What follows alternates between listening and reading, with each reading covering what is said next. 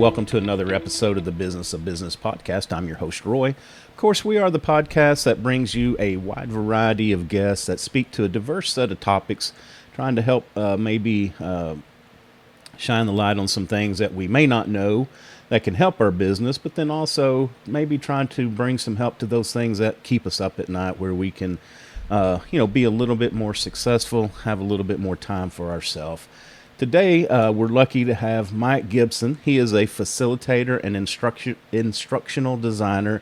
He develops and presents materials for live classes and online classes. He's been writing and teaching for 25 years and has facilitated training across multiple organizational levels in corporations, municipalities, and not-for-profits. And that is probably, I'm not going to speak for him, but say that's probably the impetus for writing his latest book, Big Presentations in Small Rooms: Know Your Audience, Know Your Message, and Make the Connection. And just so you know, I do have a copy for myself. I've been looking through this. Mike, first off, welcome to the show. Well, thanks, man. It is so good to be here. It's great to connect with you and also to connect with your audience. I look forward to being able to share some helpful information today. Yeah, and the other cool thing is Mike is just across town. We actually both live in Fort Worth, Texas, so that's pretty cool. I don't run into. I've got guests from all over the world, but I think you may be the first from Fort Worth here, so that's awesome. Yes. Well, I told a little bit of your story, but before I'm telling you, we had a little pre-show discussion, and we've had a couple talks before, and I'm really excited about this. There's a lot of things to talk about, but before we do that, talk a little bit about how you got into this, the instructional design and focusing on presentations, and then also a little bit, really what spurred you to write the book. Okay, good. Yes, well, I have been teaching all of my adult life, and part of the way that I am wired leads me to look at whatever I'm given in terms of materials and immediately ask, how could this be better? And of course, I'm wired to present in a specific way. Right. And I want to stay true to my personality and my approach. And not all curricula is created to suit me. Yeah. And so I got into instructional design simply because I wanted to present material that matched my priorities, but also matched the way that I like to teach. So I have never been one just to be a plug and play type person. Yeah. Life might be easier for me if I were more oh my God, person. Right. But I love to take things and make them better. Well, thankfully, that became recognized as a talent. And so organizations I would work with would say, would you do for other curriculum sets what you did for this one? Okay. So that was the beginning of my experience with instructional design, was just doing what I would naturally do to prepare for a presentation, and then do that really for other facilitators and teachers as well. Okay. Well,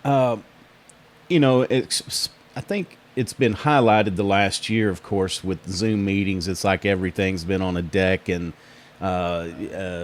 it's like presentation after presentation, which I personally like it. I'm not a Zoom fatiguer. I like being on it. I think because I can have more concise meetings, get the points across with some end times. Whereas sometimes when you meet in person, things linger, get out of control. But I think it's really shed a light on, the presentation and process. So I think timely guest to have you on, because I feel like we're going to continue to do more and more of this. I don't think we'll ever go back to where we were. We may not be doing as much, but I still think the need for it. And just that, even if you're in person, that crisp, clear, decisive messaging.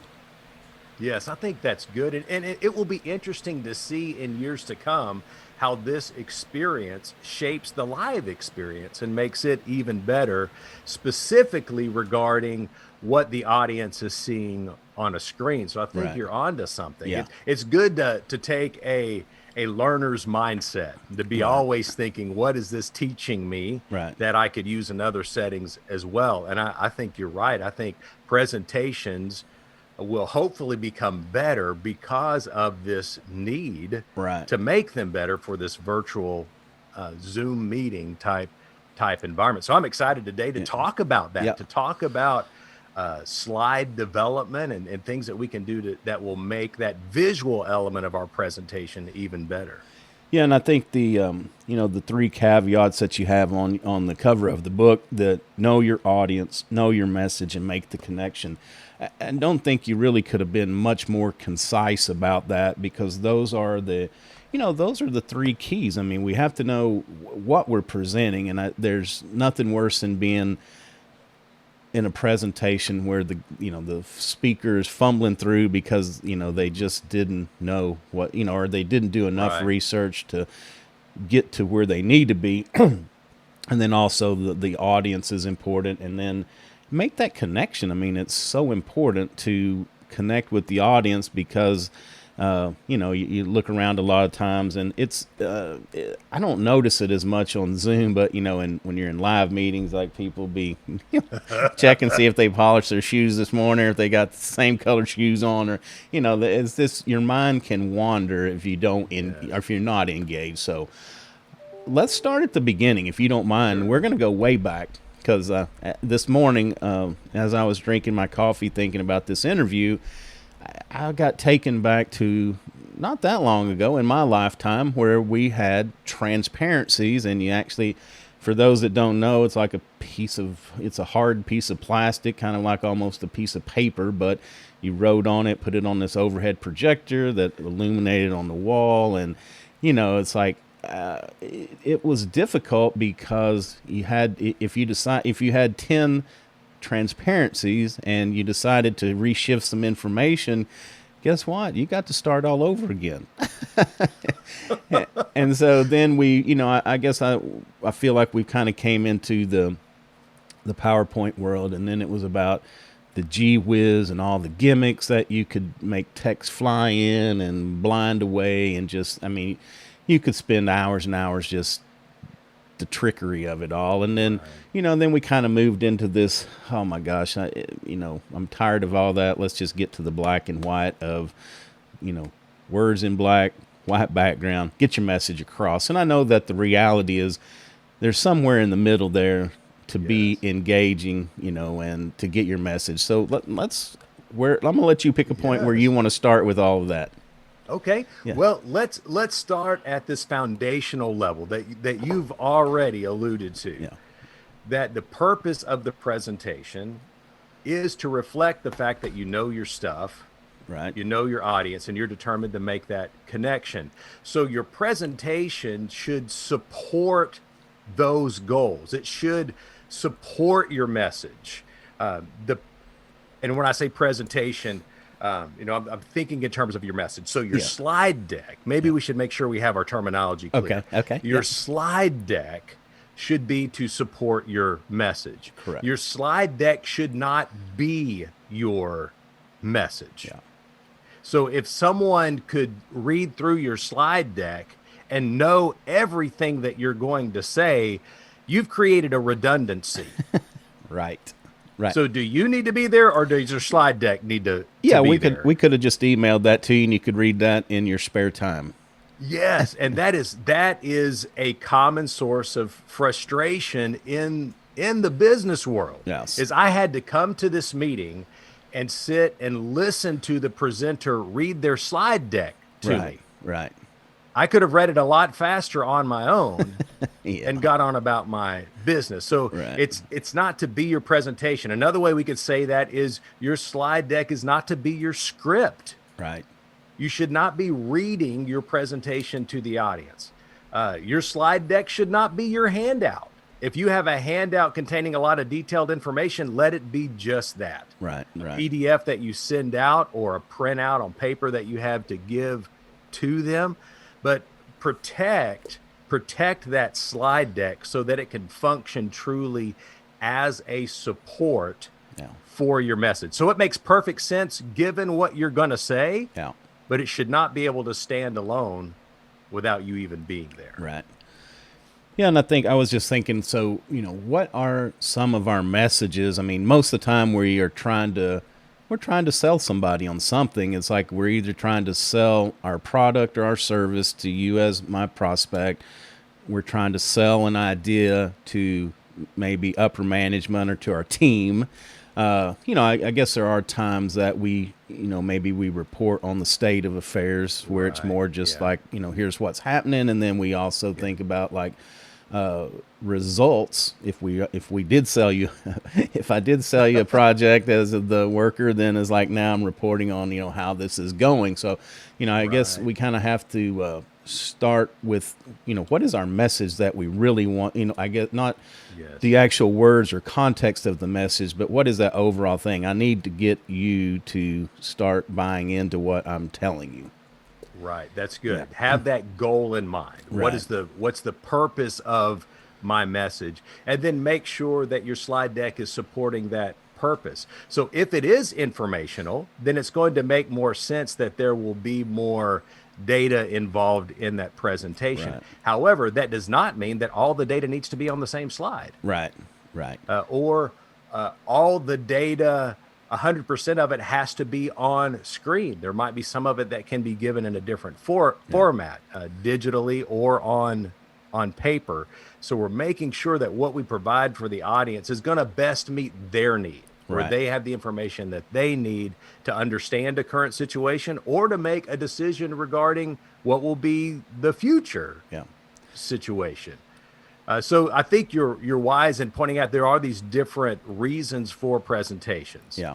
So this isn't a one size fits all approach. Right. You need to make sure that what you're doing meets the audience needs. Yeah. However, there are a few guidelines that we can follow Okay. that will help us meet a wide variety of needs. Right. Right. So, for example, the size of the text on the screen. That's an important thing. In my world, in the big presentations in small rooms that I have delivered and trainings that I've delivered, I've discovered that a general rule is to not have a font size smaller than 28. And usually the upper end was around 44. But the upper end can expand depending on what the need is. Right. So if you really want to emphasize something, you could have larger than you could have a 76 size font, if it helps you meet the needs of the audience. Right. But I would say that same thing's not going to hold true on the other end of the spectrum. If you get much below 28, then you're losing effectiveness probably in two ways. One way you're losing effectiveness is that people are distracted because they're having to squint. Right. Or you see them pulling out their glasses, or they're just having trouble physically Right. reading the information that's there. That's one way. Another thing you may be running into is if you're getting much below 28, you have to ask yourself why. Why am I tempted to use such a small font size? It might be that you have too much text on your screen. Trying to and cram that's too the much reason. on the page. I've done. There we I know go. that. Yeah.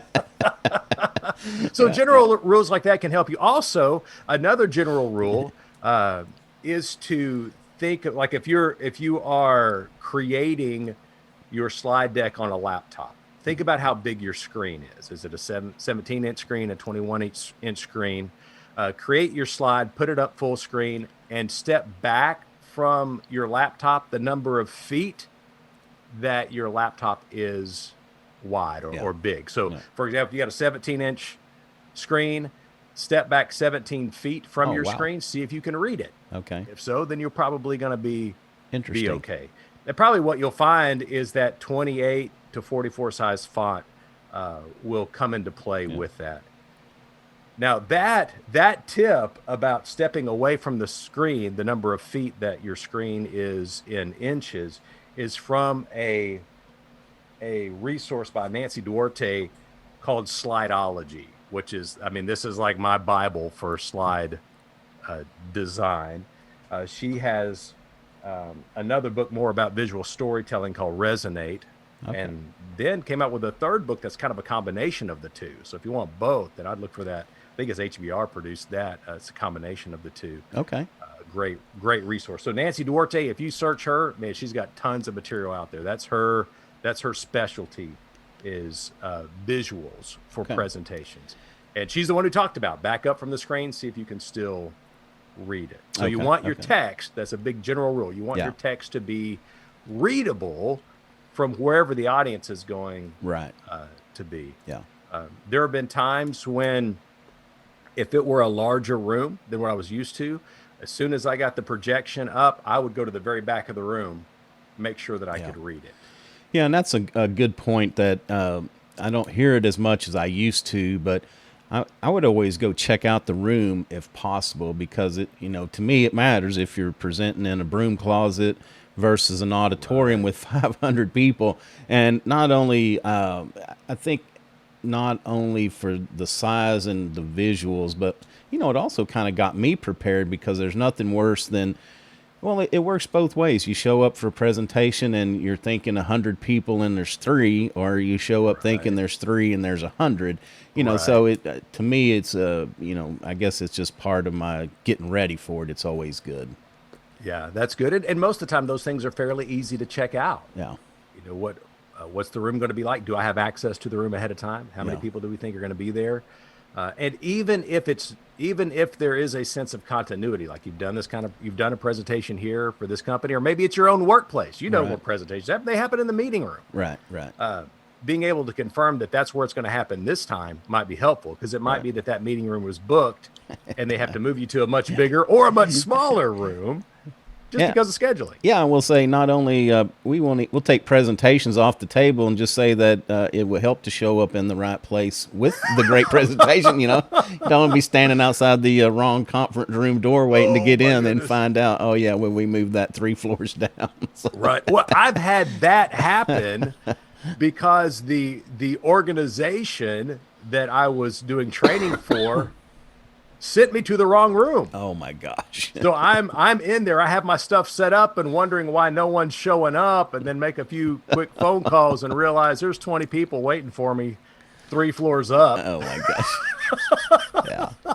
I don't know. For me, that's just the very worst, because now you kind of get all, you get all nervous, not nervous, but you're just, you're in a hurry, you're rushed, and it's like things just tend to go bad from there. So. Wow. Yeah, you have to take such a humble approach to things like that, because for me, it was the people who hired me that sent me to the wrong place. Right.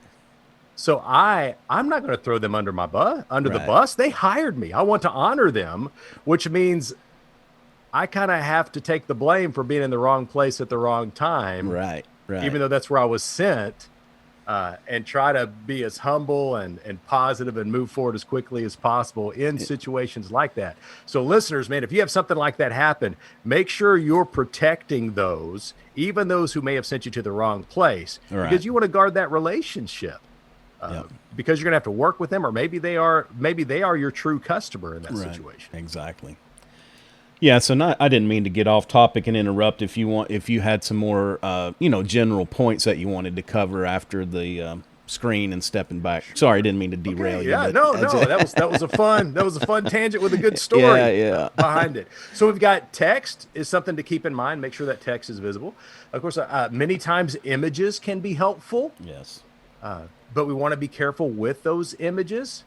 It's good if you can have a simple and powerful image that helps support your idea. Yeah. So whatever's on the screen behind you should make perfect sense given what you're saying. They shouldn't be wondering why it doesn't seem to match what he's saying and what's on the screen. Yeah. That should flow together easily. Yeah. So if you're talking about taking on a challenge and you have a mountain climber on the scene behind you, that makes sense, because we're talking about taking on a challenge. So you want to make sure that those things work together.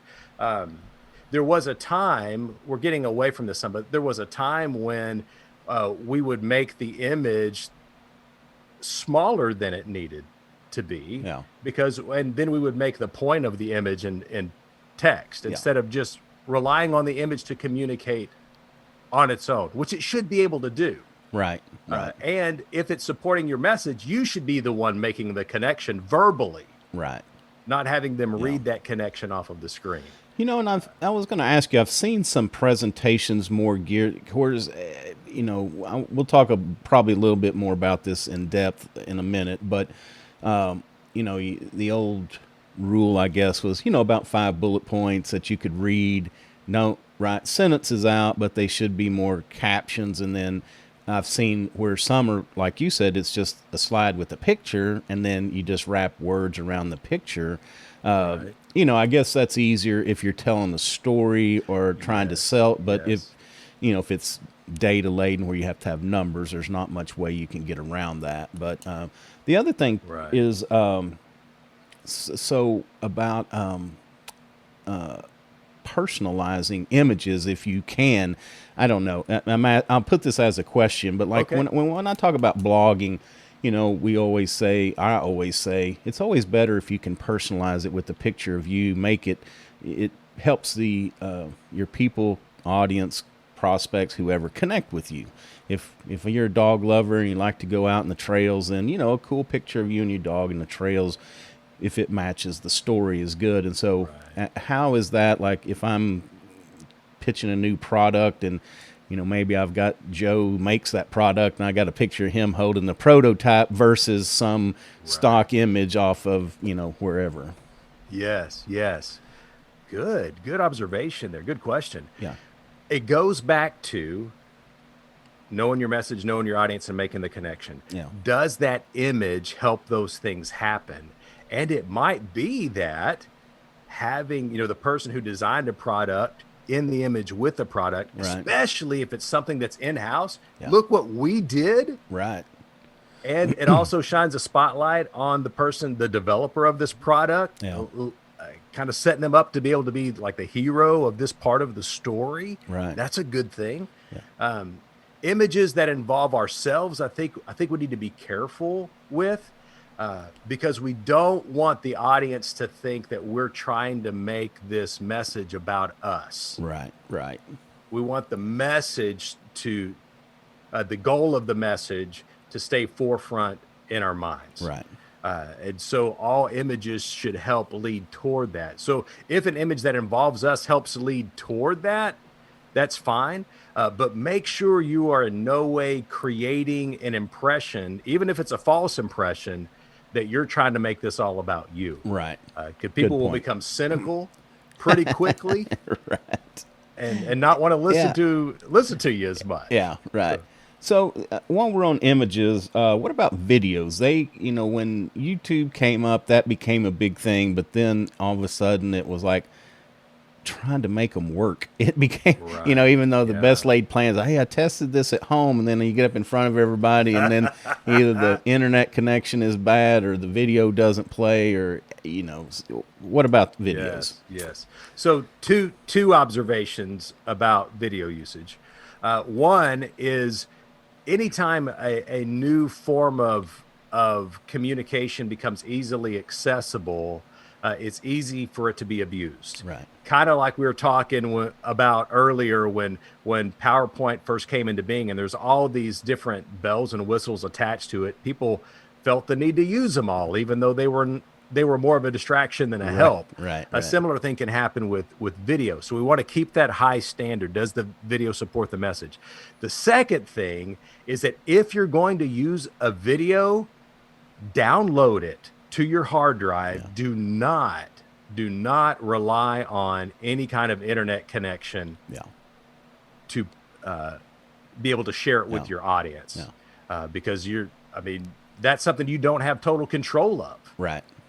So whenever I'm using a video, I always figure out a way to have it on my hard drive and figure out a way to have it so all I have to do is click next on my clicker or a presentation remote, and it plays. Yeah. We want it to be as seamless as possible. Yeah. Unfortunately, some presenters distract from their message because they get to the video and they're like, "Oh, I got to go walk around behind my laptop and move the mouse around the screen to hit play." Yeah. When it's not that much effort. Yeah. To just make it the next animation. You click it, it plays. Yeah, and you're good to go. And you bring up a good point. It's like every time you talk about something, you bring up another good point. We'll get back to the overview here in a little bit, I promise. But you bring up a clicker, and I've got one that's, I don't know, it probably cost 10, $15 years ago. It's reasonably priced. But I like to walk around, depending on if you're in Okay. front of Yeah. I don't know what, like more of a theater where people are seated and looking at you. It's a little, you can move side to side a little bit more. Right. But if it's a conference room, I kind of like to walk around as I'm talking and click because, and I guess there's a happy medium because sometimes you see people standing up at the front and it's, head, head, head down pushing buttons. And to me, it's not engaging, even though their Right. message, it's distracting, and I don't feel like they're engaging with me. So, what's the Yes. what do you Yes. think about that? About the roving around, the clickers versus standing at the front of a room, head down, punching some buttons. Right. Yes. Yes. The I think the key of what you're talking about here is engagement. You want to be connecting with the audience, Right. and anything that comes between you and the audience can function as a barrier. Whether that's your laptop on a stand, or in some places they may even have a big old podium Right. where all the audience can see is from your shoulders up. Right. Right. There's a massive visual barrier.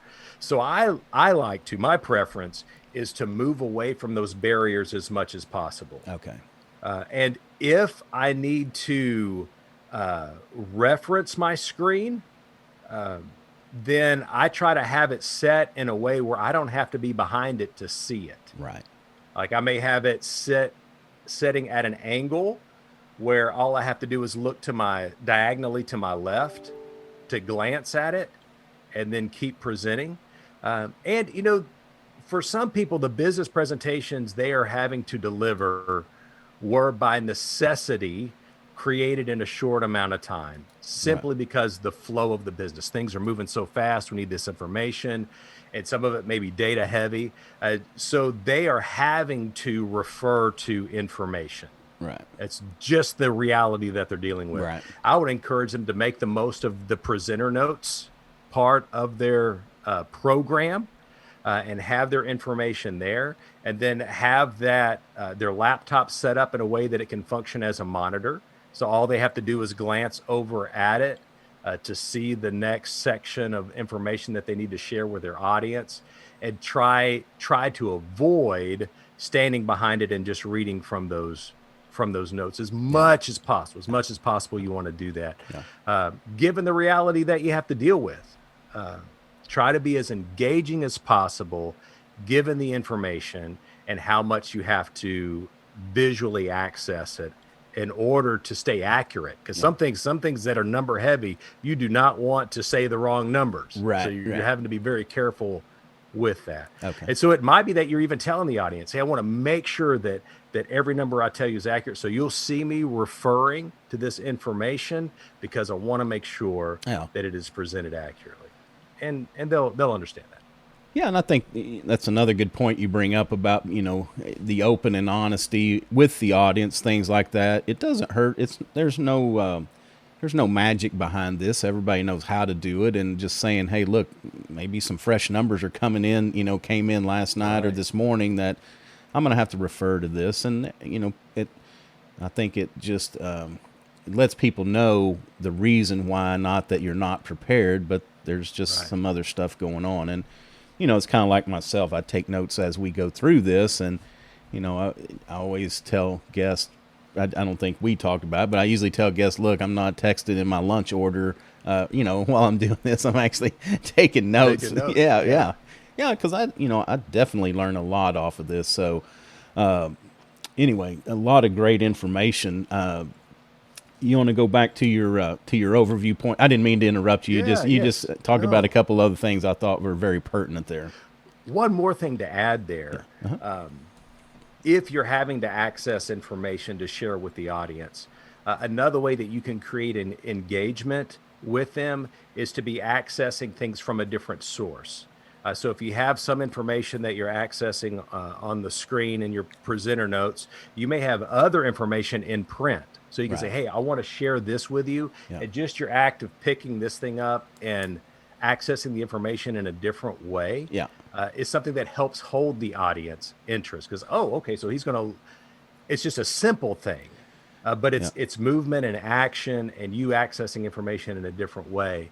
And there's something about reading something from paper that is a different vibe than reading something from a screen. Right. So you can take advantage of that difference as you connect with your audience. Well, and that leads to another thing: is handouts or no handouts. It depends on the situation. Okay. If you need to share a lot of data, Okay. but you want to be providing them an overview of that data first, Yeah. then have the data and have that information in a handout. Okay. And let them know, hey, I've got all the details that I'm referring to, that I'm giving an overview of. I've got this in a handout. I'll be giving that to you here in a second. The way I would prefer to do it, you can't always get away with this, but the way I would prefer to do it is to have their attention on me for the overview. Right. Because you know what's going to happen if you give them the handout. Exactly. And I would tend to do the same thing. You Yep. give me a handout, I'm in it. Right. You know, I'm reading it. Especially Exactly. if it's a a high risk situation or high potential situation. I'm excited about it. Right. I'm going to access that handout, and I'm not going to hear a word they're saying. Exactly. I'm reading this stuff. Yeah. So if you want the best focus, then keep their focus on you in a way that's not obnoxious. Because if you hand them the handout and then say, hey, don't look at that handout, that doesn't come across too well. Right, But if you right. say, hey, I want to give you some information and I'll be providing more details for you, that's Right. a very natural thing. You're not handing them something and then kind of taking it away Yeah, from them yeah. again by saying, don't read this stuff. Yeah. So there are things that you could do that help keep the audience focused where you need it to be, while also making sure they have the information that Okay. they need. Okay. Which also, I'm going to wear you out with all these questions before we get back to the overview. But it's like a lot of good stuff. I have to admit, I would be in presentation jail for a life sentence with all the mistakes that I've made over the years, doing this. So that's why I have so many questions, because I've done all this stuff, good. That's good. That's good. As long as we're not making the same mistakes over and over again, we're continually making progress. Right, exactly. And a lot of this stuff is lessons I've had to learn the hard way, Yeah. and then discover that people had written about it afterwards. right. So I wish I'd have done more research on the beginning end myself to avoid some of the mistakes that I've made over the years. So let's talk about questions on both sides. Number one, we can all talk about injecting questions to the audience, but then the other part of this is, do we feel pleasant? I guess a lot of it depends on the size, the length, and all of that, but the intimacy. But is it better to field questions as we go, or is it better to say, hey, why don't you get a piece of paper, write down all your questions, and we'll talk about them at the end? Some of that is a function of size. The smaller the group, the more naturally conversational something can be. Okay. What I like to do is to present in a way that allows for questions along the way, but not at any time. Okay. And I don't state that. So occasionally I will have someone who raises their hand and ask a question. And most of the time I'll just answer it right then, because that's the easiest way to get back on track, is provide that information and then move on. Every once in a while, there'll be a question it's a good question, but it's concerning content that's coming in about 5 minutes. Right. Right. Even then, use some wisdom, Yeah. because you don't want to create a sense of frustration, but you also don't want to steal too much of the thunder of what's coming in 5 right, minutes. right. So you kind of have to make a judgment call there. Some of it can be guided simply by the type of presence that you bring into the situation. Yeah. So I usually don't have a lot of questions midstream, but I usually do at intervals say, all right, so we talked about this, and this. Any questions about that content before we move forward? Yeah. And then allow 10, 15 seconds of silence or so, which seems like forever, Right. but it's really not that long. And sometimes, quite often, I have to count it off slowly in my mind. 1001, 1000, to make sure I'm providing that space for them to think about whether they have a question, and then to ask it if they do. Yeah. Because what you'll see happen a lot with presenters is, because time passes differently in their mind, what happens to the audience is the presenter says, hey, anybody got any questions? Good. Okay, let's keep moving. In their mind, they allowed 10 seconds, but in reality, it was more like a second and a half. Right. And that creates a sense of frustration from the audience because they're like, I didn't even get to think about whether I had a question or Yeah. not. Yeah.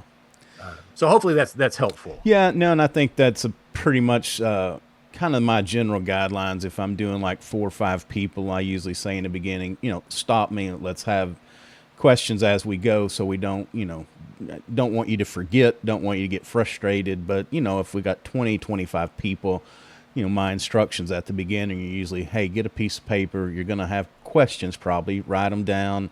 If I don't answer them, as this presentation goes further, then we can talk about them at the end. So I just think it's nice to kind of set that up from the beginning, especially if you're going to ask them to take notes and hold them to the end. At least they're prepared and they don't get frustrated like, hey, is this guy ever going to be quiet long enough for me to get this question in here?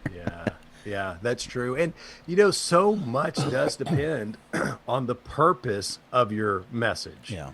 So some of what you're talking about would tend to be more applicable if we're in a teaching type setting. Right. A lot of business presentations, they're providing an update or they're asking for permission to go in a certain direction, which is kind of a sales type of approach to presenting information, Right. or they may be directly selling a product to an organization. Right. And in those cases, the audience has a lot more power. Yeah. And so it would be more natural for someone to maybe even interrupt and say, hey, what about this? I need to clarify this before we move on. It's a different dynamic. Right. And of course, in some high pressure, very time pressured situations, a presenter may realize pretty quickly that they're going to go into this presentation realizing that what was supposed to have been allowed 7 minutes is cut off at 2. Yeah. Because someone in the audience who has the authority says, that's enough. We need to move on. We got what we need. And then your other 5 minutes is just gone. Right. And as soon as you know that might be the situation, then you realize you need to front load your presentation with the most important information there. Right. Just in case you end up getting cut off. So a lot of this thought about questions and when they happen is going to be somewhat determined by the nature of the presentation and therefore the nature of the audience and how much they feel empowered, which if they're all your bosses, they feel pretty empowered to jump in and ask a question or interrupt the process entirely. Right. So on the flip side of that, what about asking audience questions? And, again, I'm sure it's situational, but is that opening up a place we don't want to go? Is it good practice to try to keep that engagement? What are your feelings on that? Be careful and be willing to learn from your experience. Be careful what you ask for. I mean, there are times when you can see in a presenter's eyes, they asked a question, people started answering it, and then they're wishing they would have never asked that question. But they did, and now they have to deal with all the emotions or frustrations or even just the sheer amount of information that's coming at them because of the question that they answered. So some of that is going to be determined by how well you know your audience and what the purpose of that question is. In a training setting, it's a whole different world. Yeah. To ask a question that gets them thinking along a certain lines, or maybe even having them with 2 or 3 people around them discuss the answer to a question and then see how all the different groups are addressing that question, which gives you a trainer an idea of where they're coming from and can guide your approach to that topic. So be careful. Questions can be powerful, but questions can also get you in trouble pretty quickly. Yeah, as well. I think that's a good distinction in the training or instructional environment. Probably not as detrimental as if you're doing a sales presentation and have you ever seen anything like this? Well, yeah, we got one and we got a lot cheaper than this. Oh, okay. Yep. That's when you go from 7 minutes to 2. It's like, okay, thank you. We've heard enough.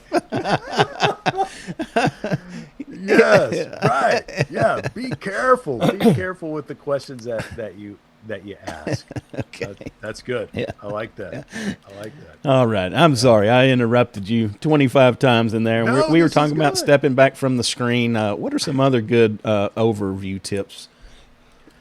So let's talk about transitions Okay. between slides. That's another area where early on people would just go crazy Oh my gosh. Yeah. with the transitions just because they could. They're like, oh, look at this, man. I can make the whole thing swirl and ripple and explode. And And we did a different one between every slide just so I could right, show you yes, that I saw that button on there. So we never did this. right.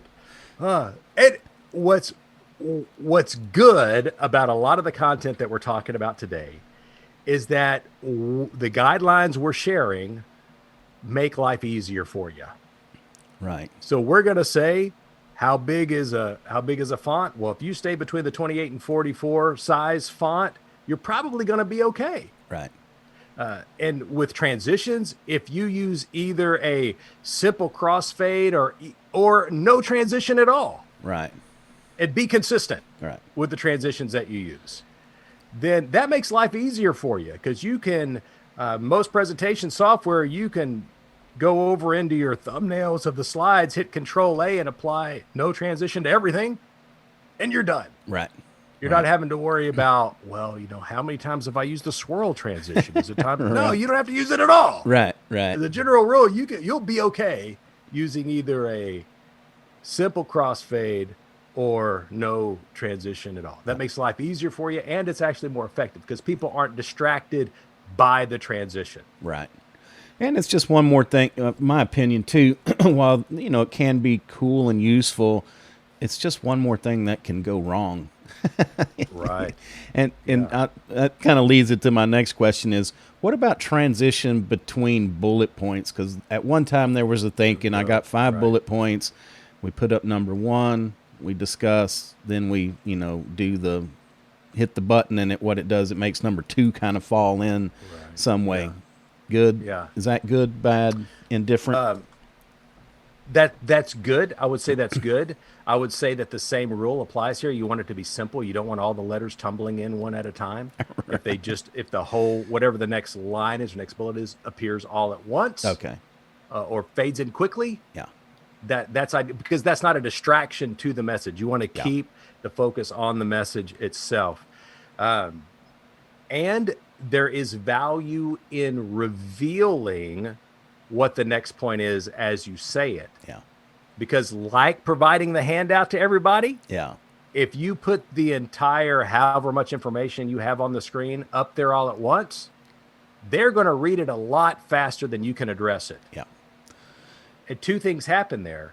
One is while they're reading it, they're not listening to you because they have to choose. Am I going to read what's on the slide or am I going to listen to you? Right. Well, if it's just a simple concept with not many words, they can glance at that and get back to you no problem at all. Yeah.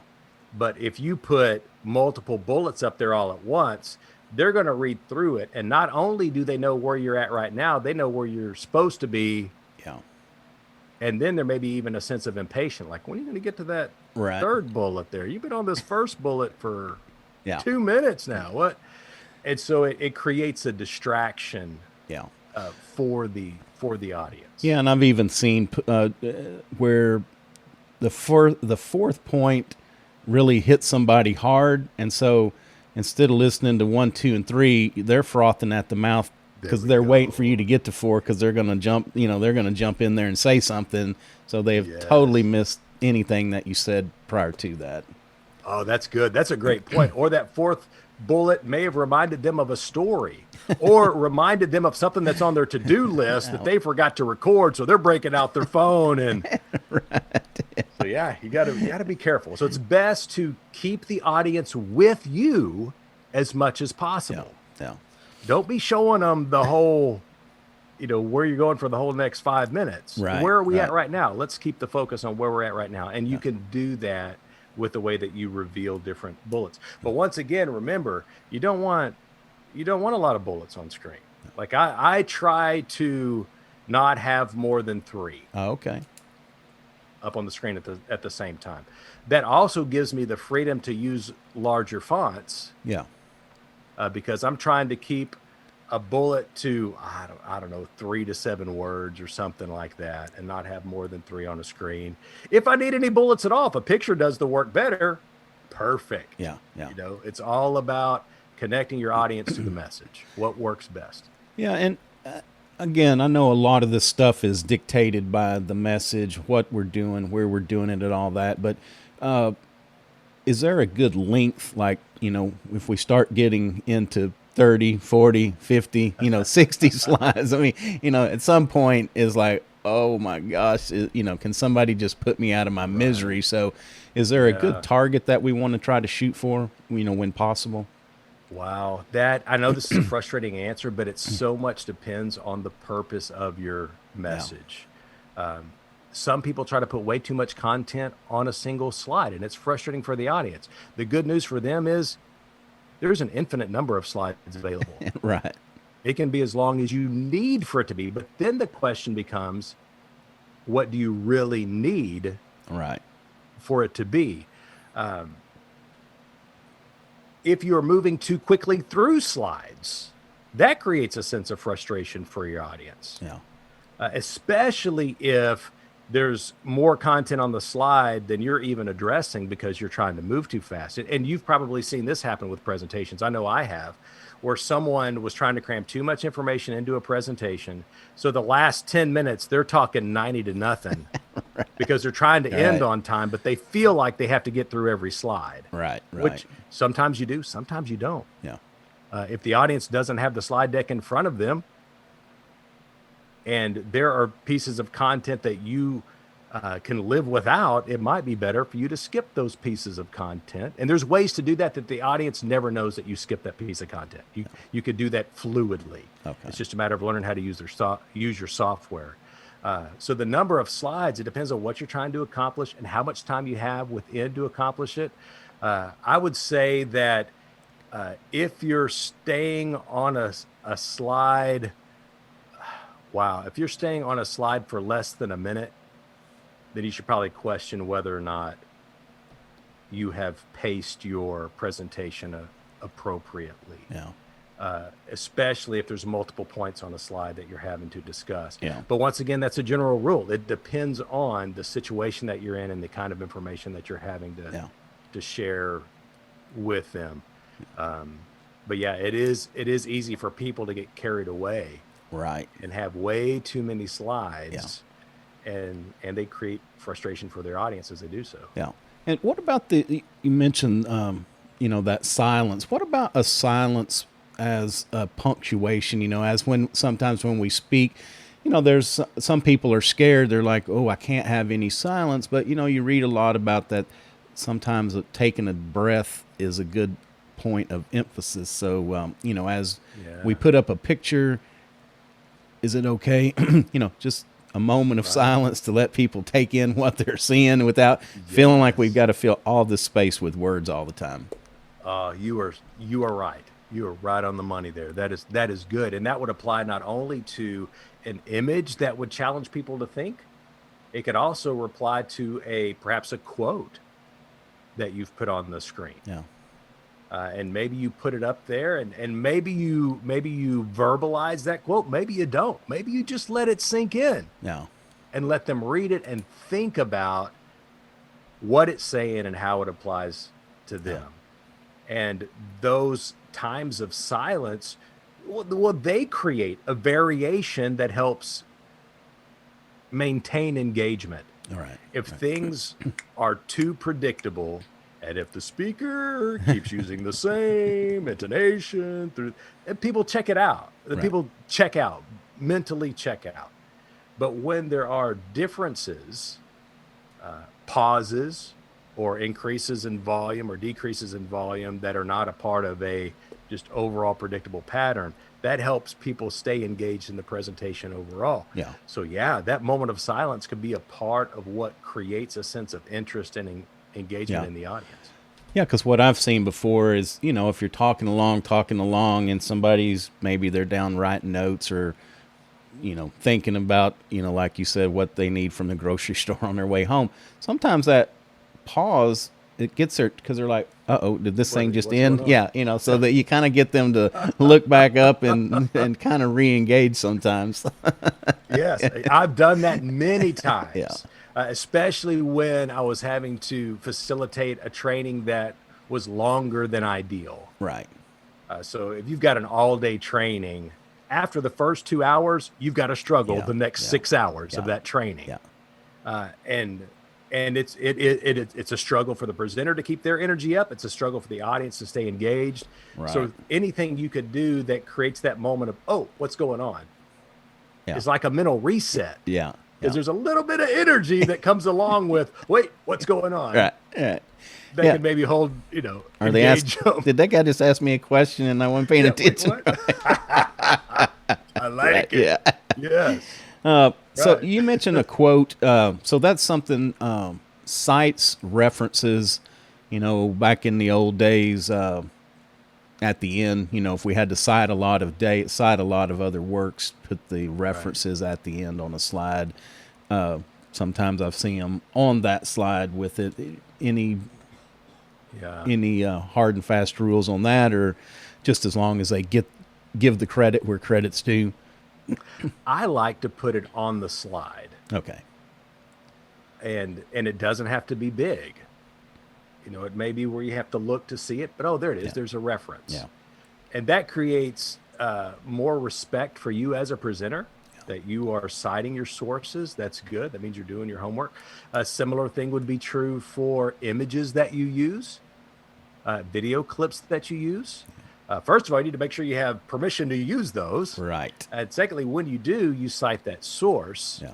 Yeah. So even in my blogs, ones that aren't my images, you'll see in the bottom right hand corner of the image itself, in a kind of contrasting color font, where that image came from, Yeah.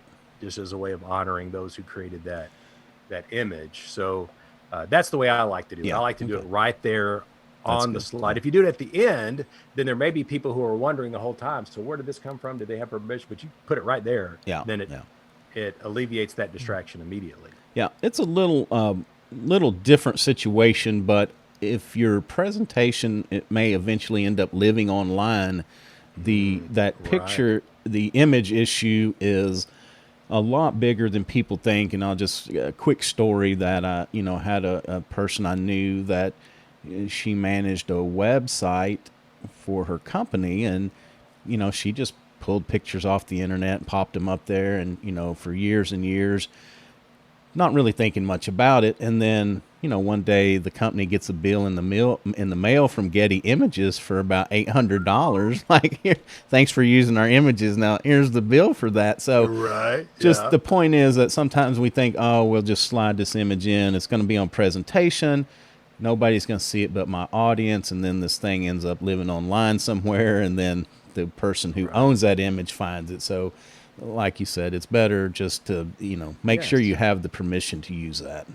Right. And there are easily accessible sources of free images that are good images. Right. So Yeah. doing this does not have to cost you a lot of money. Yeah. It's more of an ethical credibility issue to make sure that you have permission to use the images that you use, realizing that there are people who put great images out there for free. Right. Now, sometimes I just end up having to pay for an image because there's nothing that matches. Yeah. There's Yeah. nothing that accomplishes what I want to accomplish that's found on those resources. Right. Right. But most of the time, Yeah. I can find what I need there. Yeah.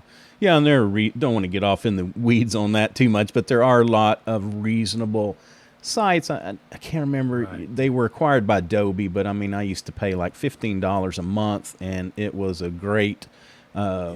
a great selection of all kinds of images, some cartoonish, but some real people. And then also we kind of can mention, again, this is one of my things is, that's where if you can fit an image that you take that fits with the subject matter, much better, because I like to see, especially if I'm in a presentation for a product, I want to see your equipment, your stuff. I don't want to see a stock picture of, here's a really cool delivery truck, but yeah, I don't know who that belongs. It's not one of your trucks, or it's not your people. Yeah. So anyway, that's I again, like that. yeah, Yeah. And another thing to keep in mind there is making sure that those images are high quality. yes, all right,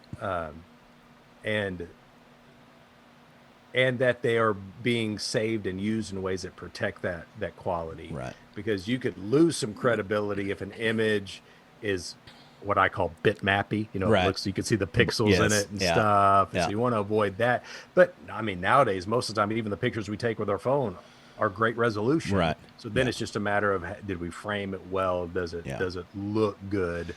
Now that leads into another interesting topic that has to do with our visuals, and that is, how up to date do our visuals look? How up to date does our slide deck look? yeah, Because I bet you at a glance could look at a slide deck and think, I bet that was made in 2003. right, yeah, Because of the types of graphics that were used, because it was more boxy than widescreen. yeah, You could just glance at it and see.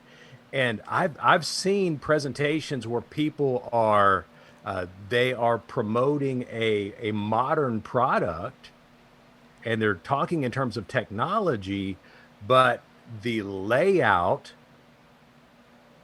of their presentation yeah, and the types of images that they're using look old. yeah. You can And so see people the are going to discount that this isn't a new technology because it can't be. It looks like 2003. yeah. I mean, you can see the digital dust on the slides as they're going through them. I like that. Yeah. Yes. I No, like that. no, no. It's like in 2000 we came out with the the G3000, and so over time now we're on the G8000. But all we've done is gone back and changed the 1000 to the 2000 to the 3000, Yeah. but everything else is basically still the same. Right. Yeah, the Yep. guy the image that we used was black and white with the Edsel in the background. Yeah, that's not helpful. Yeah, That's not going to help you move that product. right. So make sure that your slide design matches Right. the image that you want to portray Yeah. to the customer. And if you want it to be modern, make sure that the what am I thinking of? There's a word for it. I just lost it. Whether it's more boxy or widescreen Yeah. is appropriate. The types of fonts that you're using are appropriate. Right. Whether you're using something that looks more clip art or more image based is appropriate Right. for your goal. Yeah. Aspect ratio, that's what I was trying to think Yeah, of, is yeah, the aspect yeah. ratio of your design. Yeah. Is it appropriate for the message you're wanting to send? I just had this last night. I was messing around with an image that I created. It wasn't a picture, but just something that I put together on Canva, and it was in a certain aspect ratio, and I needed it in a different one, and so I just pull the corner and drug it out. But when it did, it became very blurry, and you talked a little bit about that earlier about the image quality and not messing that up. But it's easy to do, and not all images, stretch or move equally, and they can get, if it's a square and you try to make it a rectangle, it can get very distorted. So those are things that we just need to pay attention to. Even though they've got the box and it is rearrangeable, it doesn't always mean that it works out when we get it to the point we need it at. Yeah, that's true. That's true. Yeah, a lot of images, it would be better to use the crop function rather than just the drag function. Right. Which means you're going to lose part of the image, but it's not going to be stretched or distorted Right. when Right. you do so. Yeah. Yeah, that's a good point. Yeah, Yeah. you don't want to do anything that makes people think this person doesn't know what they're doing with this, Right. with Right. this software. Yeah, exactly.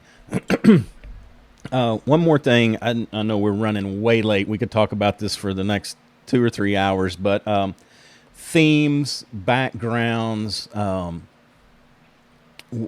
where do we land on that? I mean, again, we can do too little and we can be way too crazy. Right. Yes. Well, we referred earlier to how we went from like one extreme to another. You know, Right. when all these options came out, people were going crazy with it, and then other people were saying, well, you know, all you need is black background, white font, or the opposite of that. Um, and you rightfully recognize the reality for most people somewhere in the middle. Right. I think it's hard to go wrong with keeping it simple, Yeah. but that does not mean it has to be black with a white font. Right. You can incorporate the organizational branding into that process. Yeah. And a lot of organizations, they have well-designed templates that do just that. Right. The background's going to be a certain color, the font's going to be a certain color. It's all going to make sense with the branding. A common mistake that's made even now with presentations is feeling like the company logo needs to be on every slide. It doesn't. Or feeling like the name of the presentation needs to be on every slide. It doesn't. And that creates visual clutter Right. on the slide. Now, you know, if you're working for an organization and that's part of the template and you're required to use the template, just roll with it. Yeah. Yeah. And that's what you got to work with. But if you have total control, you want to keep it as simple as possible. Yeah. With the colors that are used. You know, now it's super easy in the presentation software to use the little eyedropper icon. You could pull your company's logo in and just use that eyedropper thing to choose the color of your font so that it is one of the colors in your logo. Yeah. Choose the background color so it is one of the colors in your logo. You do want to make sure that the contrast is good, because if the color of the font's too close to the color of the background, it's not going to be easily readable unless you outline it in a contrasting color. You want to make sure everything is still readable, but just realize you're not locked into a black and white presentation in order for it to have that type of simplicity. You can have that type of simplicity and still be matching the branding of your organization in ways that communicate well.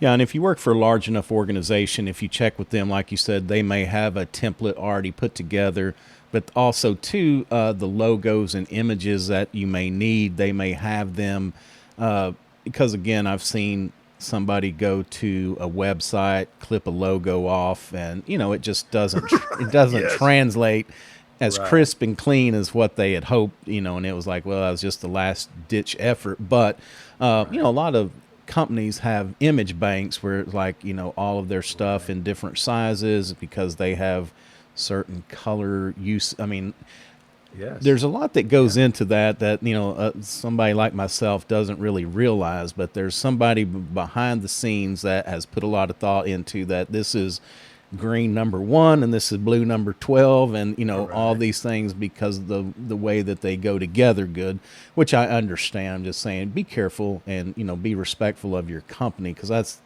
you don't want to, if you're doing a presentation for the C-suite and, you know, you've cobbled together something that's out of bounds, you don't want your message to get lost because the guy's sitting there like, that is not our logo. Yeah. So I think you benefit in a couple of ways. If you're willing to check out and see what templates are available, your product's probably going to look a lot better because you did that. Yeah.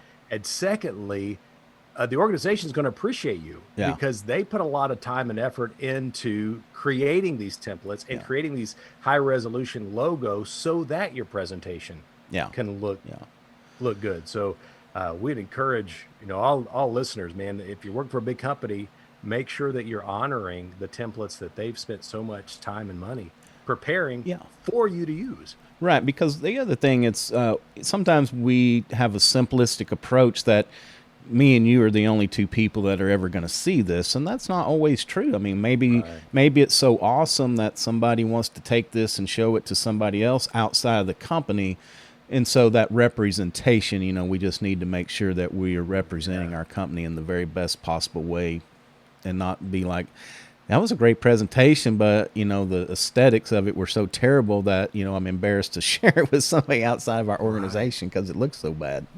That's a good point. Yeah. All right. Well, I know we are way over, Mike. I appreciate your patience. The other thing, just before we go, I was going to ask you, is there any more, Yeah. larger global points that you wanted to get? And I promise I won't ask any questions. I'll just let you put them out there. No, I don't think so. I think just going back to what we acknowledged at the beginning, making sure Yeah. that you know your message, know your audience, and make the connection, and that whatever visuals you use make perfect sense given that Yeah. process. They Yeah. support your message, they are not a substitute for it.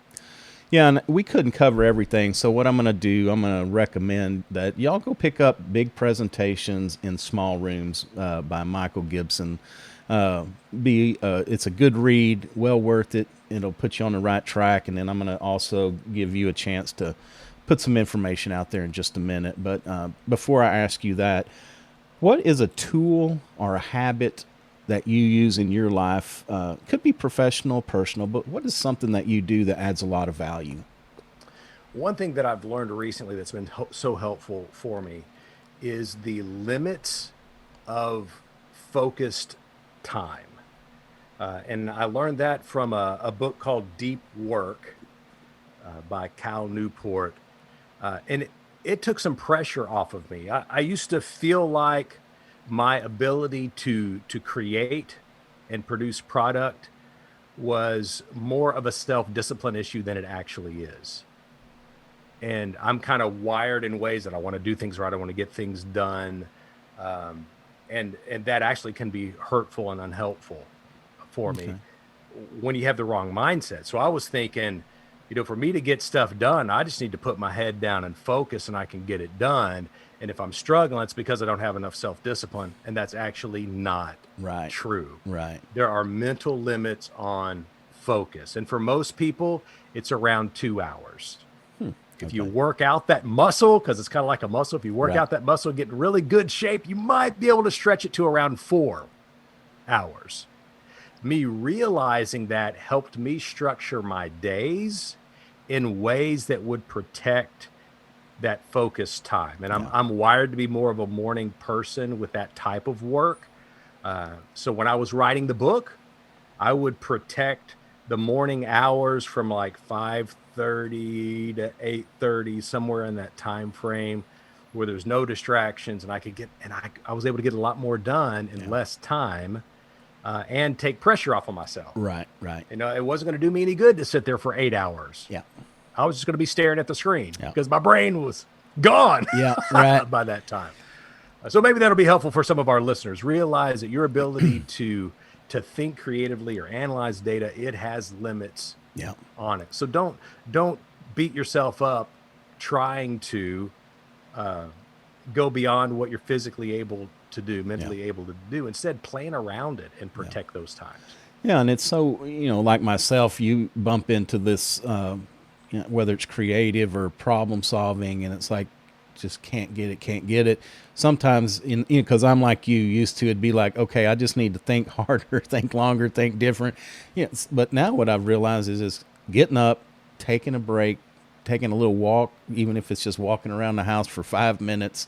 So you can Yeah. come back and have so much more clarity than Yeah. before for me anyway.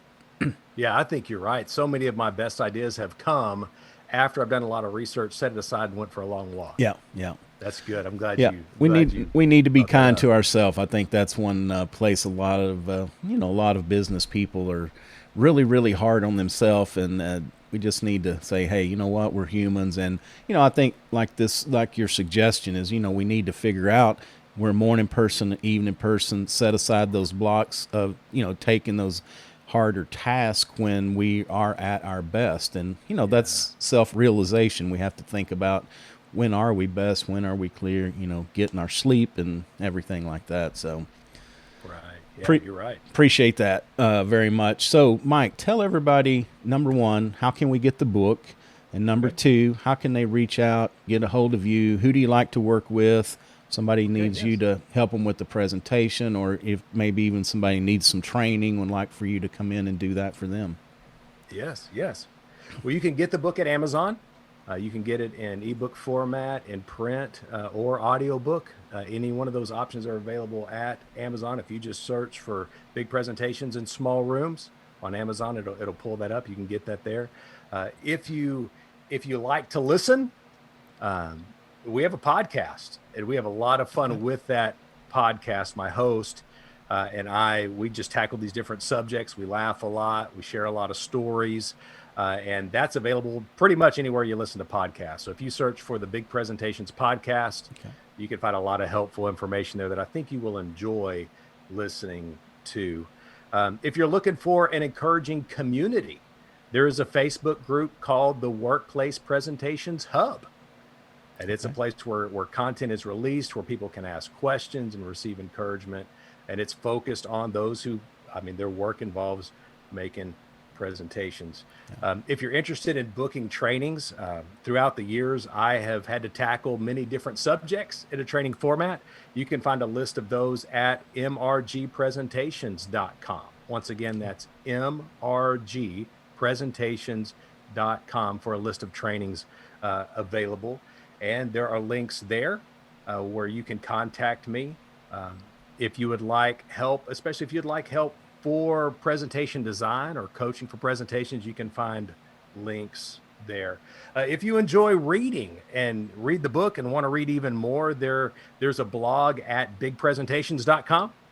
You can also ask for help through that site as well. So there's multiple ways that you can contact me. I am on Facebook and I am on LinkedIn. You could just search my name, Michael Gibson, or search Big Presentations in Small Rooms. You could find me there as well. And I post quite a bit, helpful tips and hints and encouragement. You'll find stuff from me daily on social media that can be helpful and encouraging for you. Okay. Awesome. Well, thanks again. We certainly do appreciate it. Again, reach out because there's so much that we didn't cover. We would have liked to, but it's just, there's so many intricacies and there's so much to do with presentations. And then it's who we're presenting to, what the information is, so many variables. So reach out to Mike, let him give you a helping hand, and have the best presentation you can get. It makes a world of difference, because if you stand up and struggle with one presentation, you'll never want to do it again. And there's such a powerful way to deliver information if we can just, get it right. And we're not going to always be perfect, but we can not embarrass ourselves. We'll put it that way. There is help out here. Yes, there is. Yes, there is. All right. Well, that's going to do it for another episode of the Business of Business podcast. Of course, I am your host, Roy. You can find us at www.thebusinessofbusinesspodcast.com. We're on all the major podcast platforms, iTunes, Stitcher, Google, Spotify. If we're not on one that you use, please reach out. I'd be glad to get us added where you can listen easier.